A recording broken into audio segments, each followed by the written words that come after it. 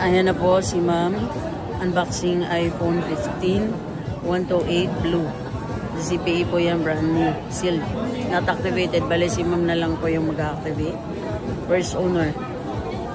Bale yung ginawa namin ni ma'am is trade-in. Trade niya sa akin yung dating binili niya sa akin na iPhone 13. Tinan mo, sobrang kinis pa. Ang ganda. So, pwede po yun sa amin. Pag nakabili po kayo sa akin, tapos ita-trade nyo, pwede po yun. Bali, nag-add na lang sa akin si ma'am. Dito lang po yan sa Green Hills Shopping Center, XD7. Look for Papa Jack or si Nam. Ayan. Ito yung TikTok namin. Ito yung page. Wow, ang ganda. Ito. Powder blue. Tapos, bigyan na lang kita YouTube. Another TikTok to. Ito yung mga numbers. So, XD7. Okay? Ma'am, happy? Okay. Loyal customer yun namin yan si ma'am. Dito lang talaga siya bumibili sa amin.